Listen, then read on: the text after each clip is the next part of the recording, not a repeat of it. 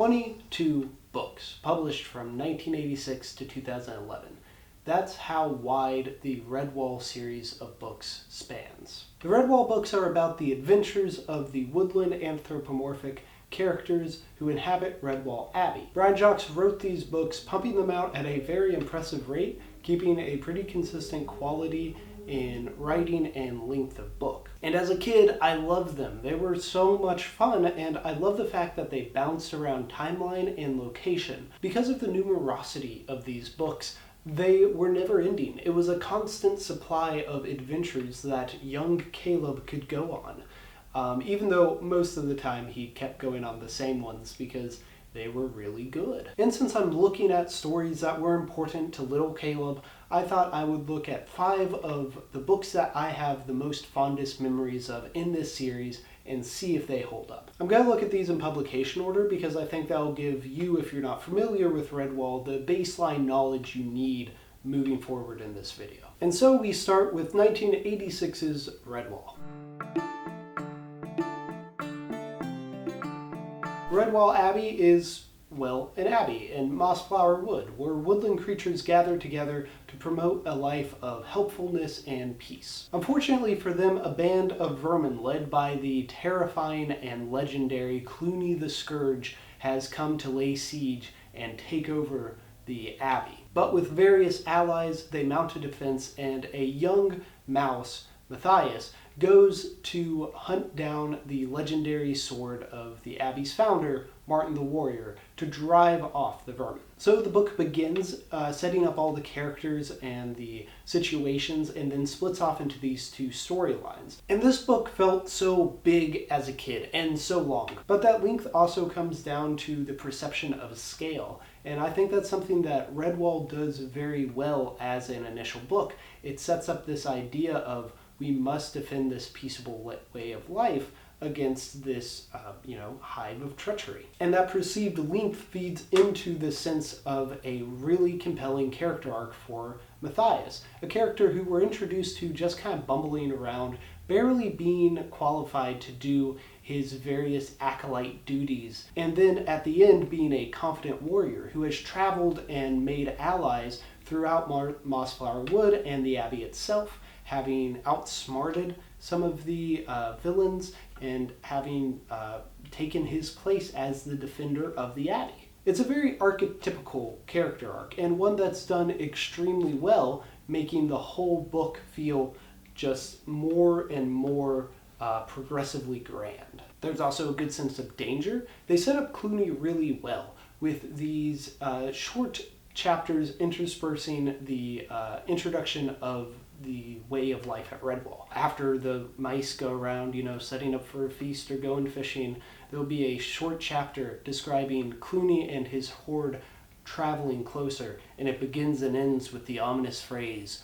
"Clooney is coming." And Clooney is legitimately very frightening. A large rat with one eye and a long tail that he uses as a whip with a pointed, poisoned tip on the end. Pointed, poisoned tip. That's not easy to say. He's merciless, killing off his own men and killing off anyone who gets in the way of him. And his villainy just emphasizes the peaceable and good nature of the Redwallers. So as you can tell, I think this one held up really well. Of course, it won't ever hold up to my imagination as a kid because I start to see the bits of archetype and start to even question some of the intent behind those. For example, there's a character called Cornflower who is Matthias's love interest. And while the rest of the cast is filled with female characters who are strong and determined and have multiple different skill sets, don't just fall into one archetype, Cornflower does very much fall into this archetypical role of domesticity that comes off as a little antithetical to everything else that's going on with the ensemble. But even with a more mature eye, I still think the overall story that this tells really holds up and sets up the series very well. The third book we're going to talk about is Matameo, which was the 3rd book published and a follow-up to Redwall. It focuses on the titular character, Matameo, the son of Matthias and Cornflower, who is kidnapped along with several other young creatures from Redwall and taken by a fox named Slagar to be sold in these distant mines. So Matthias, along with some of the characters from the previous book, go off and meet some allies on the way to go save them. And then there's some shenanigans at Redwall as well. This was my favorite as a kid, and I think part of that came down to the fact that its main characters were also children. And there is a lot of generational angst here. The development that was found in Matthias's character is kind of lost, because now the characters are just young, irresponsible, and then suddenly they're responsible. You could see at certain points where Brian Jacques was setting up the changes in character, but I don't think any of them particularly land, making it feel like that light switch is turning when the characters all of a sudden need to be responsible. I also think the structure is off in this one. Where in Redwall there are 2 storylines that you bounce back and forth between. This one has 3, and I think that they just spend a little too much time on the Redwall storyline, which has the least impact on the overall plot. And within that plot, we start to see several patterns emerge, such as the Abbey always having to be under siege from someone. In this version, it's from crows from the north, which is an interesting enough change and one that I think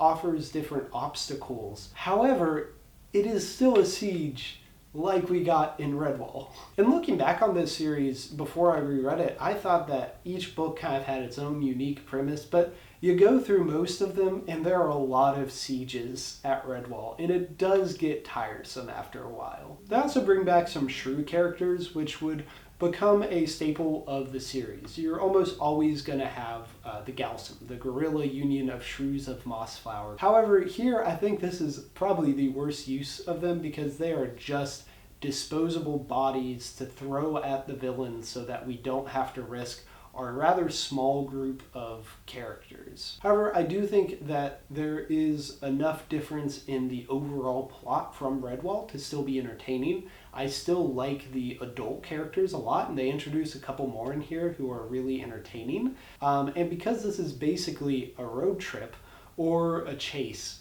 would probably be a better term, you get some cool environments. And I really like the villains in this. Slagar is very memorable, and they tie his backstory into previous books. Once you realize who he is, you get a really cool idea of, oh, I would have never thought that we would have seen this character develop into this, but it makes a lot of sense. He's also different enough from Clooney. Clooney really does set the archetype for villain that you're gonna see in a lot of these books. However, I feel that Slagar, while still, patently cruel and ready to just kill off whoever he needs to, is a little bit more cunning and a little bit more strategic in his plan. So it didn't hold up to my expectations like I had hoped, and I had a lot of momentum going off of Redwall that this started to dampen, but still entertaining enough read if you're invested in this franchise. And then we come to Salmendastro, the 5th book in publication order and the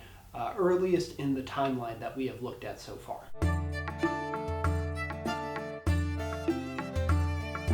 And what I remember this book being was an exploration of one of the locations, Salmendastro, that's introduced in the 2nd book, Mossflower. This is a mountain by the sea where a badger lord stands and, reigns over the area. And what Salmendastro brings to the franchise is a location of ancient lore. There's almost always a prominent badger within these stories, and what they do is they serve as one kind of a tank, because they are at scale the largest animal usually in the story, but also as a kind of archetype of reason and knowledge.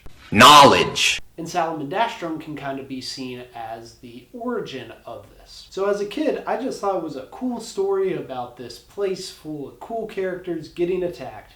Going back to it, it's everything we've already seen, but worse. So we got our siege. However, I will say the siege here, while tiresome, is more interesting because these characters are actually military characters with experience who have a better idea of tactics. We also have generational angst with some characters from Salmendastro leaving because they don't like, life there, and then, coming to their ways and heading back, and just all the stuff we saw in Matameo, except not as interesting. And from the Redwall side, we have the quest for the sword. And I think this is the one that is most hurt by the inclusion of Redwall as a location. Of course, some of the books in the series predate Redwall, so they don't have this problem, but most of the other ones really feel a need to go back to this location as kind of the central point. And sometimes the story just isn't benefited by seeing what's happening there. Now, I will say the threat that is introduced at Redwall eventually is interesting. However, it's done so after a long stretch in the book, and by then it is the fourth storyline that we're following. So there are just too many storylines, too many characters, and all the lore that I fondly remembered really is only there in bits and pieces. But actually going back and rereading Salmendastro, I was pretty disappointed, and it kind of turned me off my reread of the 5 books. Of course, there are good elements to this. The villain is kind of just a Clooney clone, but one that's done so interestingly enough because there's some generational conflict reflected from the good guy's storyline onto this because he has a son who thinks he knows a better way to hold the siege, and that in and of itself is an interesting storyline. And once we get to the finale, once most of these storylines merge, because they never all merge, once we get there, it is a very exciting finale and one of the better battle sequences in the franchise. But it does just take a long time to get there. And I do think at points this kind of loses the worldview of the series, that violence isn't good. Like, sometimes this does glorify violence, and obviously throughout the entire series there are battle scenes with good characters doing things that we can look at and be like, that's pretty cool because they're the good guys getting one up on the bad guys. However, the glorification of violence is something that I didn't see in any of the other books except at times in this one. The next book we're looking at was also the next in publication and also the earliest that we are going to get in this read-through. And that is Martin the Warrior, which tells the story of Martin before he comes to Mossflower to found Redwall.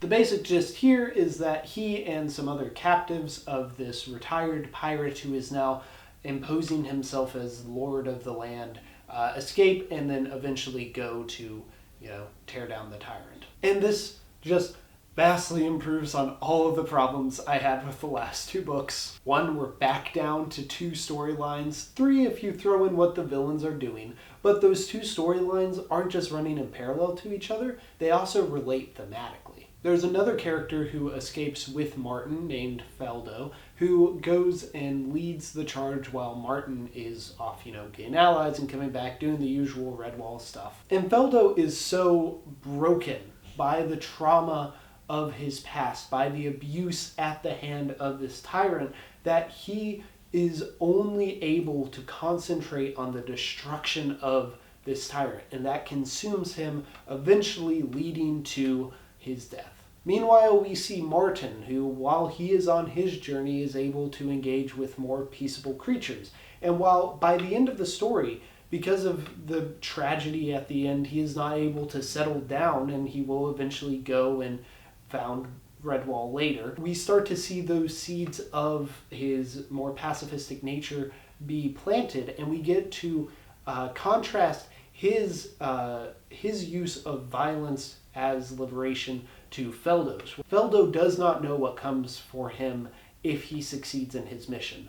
Martin does, and Martin wants to get there. So really, this serves as a whole referendum and definition for the worldview of the series. And it's also exciting. It has some really fun characters in it, including my favorite, Traum Clog, who is a corsair who comes in, is like, yo, I'm gonna go hang out with this villain who we both hate each other, but we're just gonna bounce off each other. And Traum Clog just, the places his character goes in this are so bizarre, but so interesting. The basic gist is that Martin the Warrior held up best out of all of these. It's probably because it has the most mature themes and way of examining its characters. However, whatever the case may be, this made me want to keep reading, which when I finished Salmendastro, I was just doing this out of obligation to this video. Finally, that brings us to the 5th book, The Pearls of Lutra.